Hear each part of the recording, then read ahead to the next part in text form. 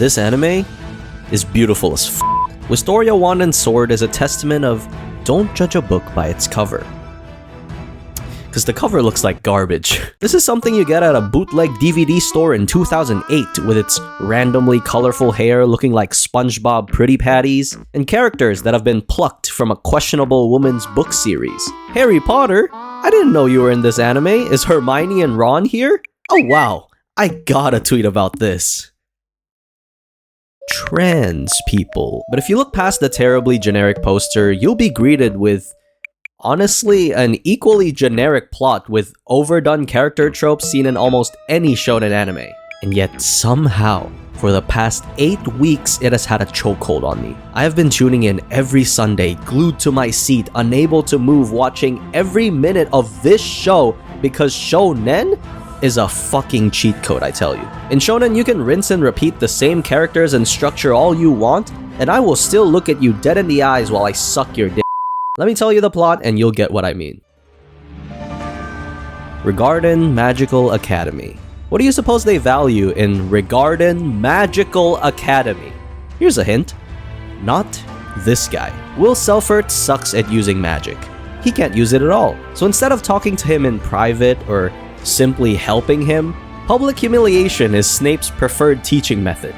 Now, I've been going to school most of my life and never have I witnessed an entire group of people harass the disabled kid. I thought that only happened on Instagram. But what Will lacks in magical prowess, he makes up for in sheer brute strength. It's a compensation kind of thing, you know, like when a blind person has better hearing or when a short guy has a massive cock. Oh.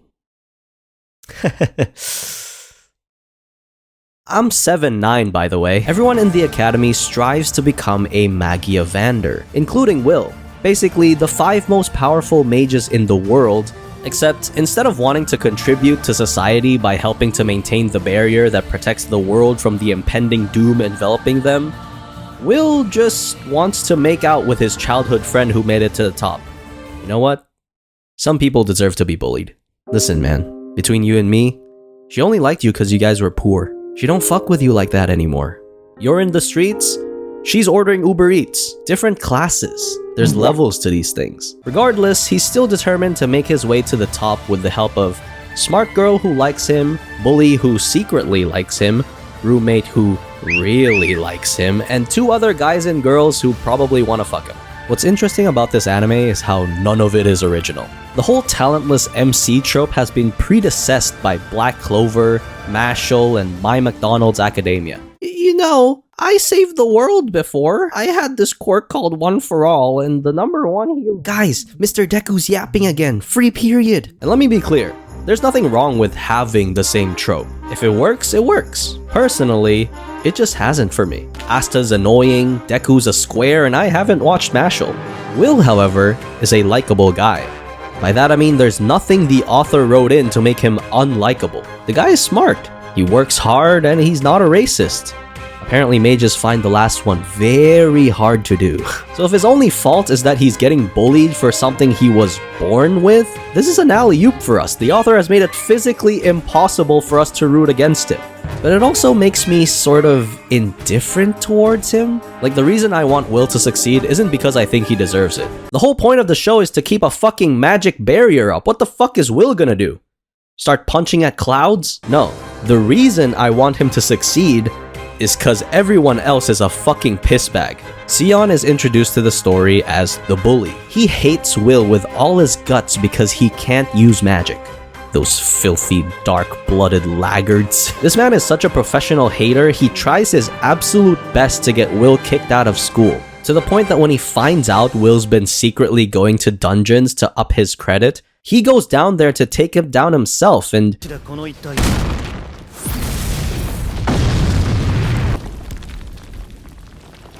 proceeds to wet his diaper begging for his life. I will give Will credit, because the one realistic thing he does is in this scene. Wait, so you're about to be brutally murdered by this mythical beast after you've bullied me for years since we were kids?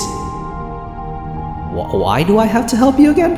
I saw this and I was like, wow, Finally, an MC with common sense. Holy shit. All these goody two-shoes MCs would save even Hitler if they knew where his bunker was. Will actually has a conscience and would gladly let his ops get murked on sight. He saves him anyway, but I appreciate the thought. So now Sion's like, I just want you to notice me! The title of the biggest hater and is never escaping the racist allegations goes to Julius. This Draco Malfoy motherfucker is like every insufferable bully you had in middle school that you'd write in your death note while listening to Pumped Up Kicks. So you know the author is just setting him up for Will to kick his ass later in the story. Because at the end of the day, tropes are tropes because they work. Hell, one of my favorite shonen anime, Dr. Stone, has only one personality for each character. When you write an MC who has zero dislikability, and you have everyone in the world hate him, you don't go, yeah, kick that fucker's tiny balls. No, you feel bad for him, especially when the people around him are either underdeveloped or just straight up dickheads. The more you follow the formula, the more you're likely to succeed. And again, for the millionth time, I am not saying that's a bad thing. I'm just saying it's predictable, it's nothing special, and I'll still eat it up because look, I love pizza.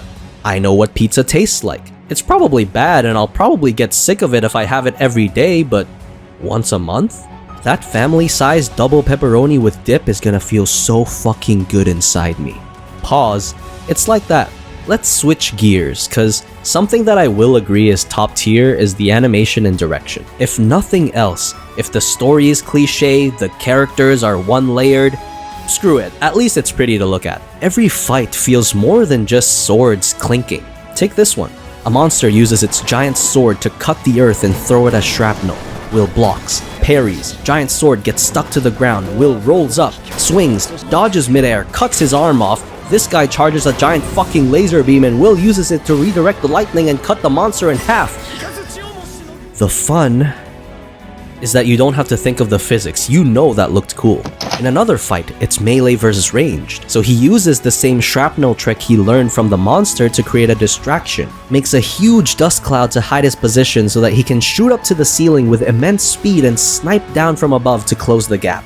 Jesus Christ, the fights have more thought put into them than Hermione's character so far. What I love about the fights is that they use their terrain. They use everything at their disposal, and that makes a battle of wands versus swords feel way more realistic and balanced. Normally, ranged magic users would crush melee fighters, but add in a stage they can utilize and suddenly it becomes an even playing field. It helps to have talented animators bring these scenes to life, of course. But it takes an equally talented director to imagine how the fights should be carried out. Now the fights are one thing, but the magic is a whole nother story. You ever notice that their powers are solely based on the color of their hair? No?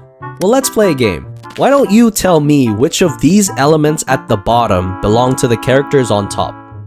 Don't think too hard now. Wouldn't want shonen fans to melt their brains. Like imagine a wind user born with red hair, and the moment they set foot in school, they just bloop. 2020 Billie Eilish. All in all, I think Wistoria is an anime worth investing your time into, especially since the last season of anime had such a mediocre lineup. It's definitely a show I'd recommend to people who don't watch anime a lot, cause the barrier for entry is in hell. I mean, I literally just made you match elements to hair color. How preschool can we get? But I think it's a really safe pick that won't leave you disappointed and might even get you hooked on the show. Try it out and let me know your thoughts in the comments after. Thanks for watching. See you soon.